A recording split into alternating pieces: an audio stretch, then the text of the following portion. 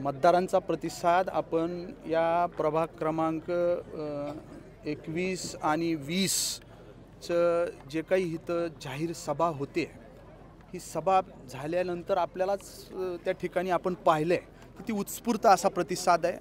लोकांनी ठरवलेलं आहे अजितदादा पवार साहेबांसारख्या जे काही राज्याचं दूरदृष्टीचं विकासात्मक दृष्टिकोन असणारं नेतृत्व आहे, त्या नेतृत्वाकडं बीड नगरपालिकेची धुरा ही द्यायची आहे. त्याच्यामुळं राष्ट्रवादी काँग्रेस पार्टी, शिवसेना आणि शिवसंग्रामच्या जे काही अधिकृत उमेदवार नगराध्यक्षपदाच्या आहेत, प्रेमलताताई पारवे आणि सर्वच्या सर्व जे काही उमेदवार नगरसेवक पदाचे, त्यांना आशीर्वाद द्यायचे. आपण जर बघितलं येत आहेत आणि निवडणुकीच्या अनुषंगाने बीडमधला प्रामुख्याने एक बैठक देखील ठेवली, व्यापाऱ्यांचा मेळावा देखील आहे आणि बराच वेळ देत आहेत. या अर्थ निवडणूक ही फिरणार आहे उद्या दादा आल्यानंतर?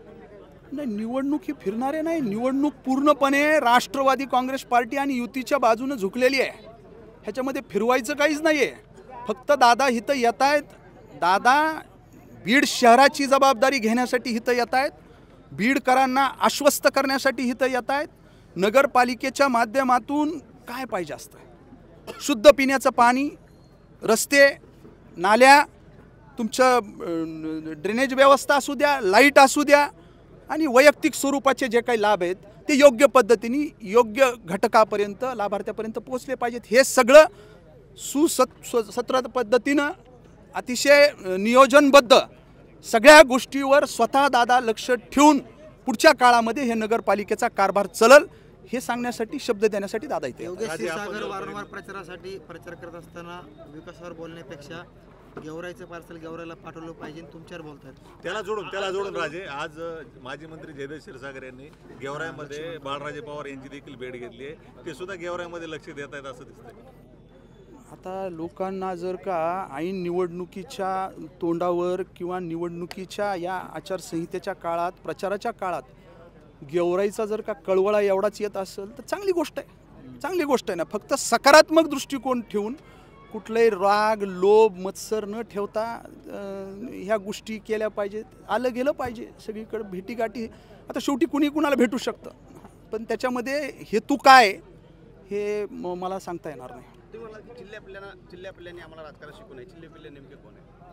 नाही, जे काय मी चिल्ल्या-पिल्ल्यांनी राजकारण शिकू नये म्हणजे काय, एक ही निवडणूक जे काय आहे ती चुकीच्या दिशेने नेण्याचं काही लोक करत आहेत. काही लोक म्हणजे आता हे 3 पॅनल आहेत ह्याच्यामध्ये.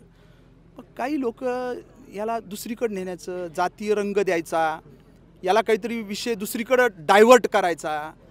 मला अशा लोकांना एवढंच म्हणायचं आहे की तुम्ही फक्त आणि फक्त या बीड नगरपालिकेमध्ये मागच्या 3.5 दशकामध्ये काय तुम्ही दिवे लावलेत ह्याच्यावर बोला.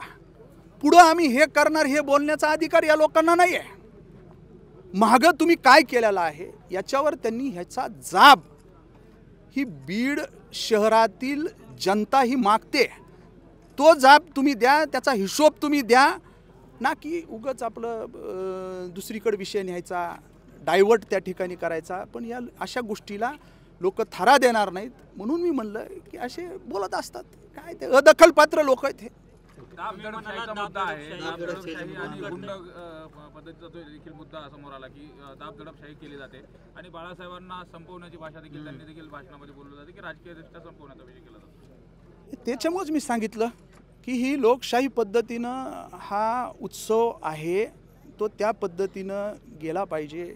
विकासाचे मुद्दे, सगळ्या गोष्टी याची चर्चा झाली पाहिजे, ना की त्याला कुणाला दाबण्याचा आणि दाबदडप करण्याचा, दंडुकेशाही पद्धतीनं, काहीतरी दंडेलशाही पद्धतीनं वागण्याचा कोण जर प्रयत्न करत असेल आणि या भागामध्ये तो प्रकार जास्तीचा होतो, या भागामध्ये, या प्रभागामध्ये, तर त्यांना मी सांगितलेलं आहे माझ्या पद्धतीनं. ते गोष्ट या लोकांनी लक्षात घेतली पाहिजे की या बीड जिल्ह्याचे पालकमंत्री अजितदादा पवार साहेब आहेत हे त्यांनी लक्षात ठेवलं पाहिजे काही करत असताना, असं चुकीचं पद्धतीनं वागत असताना.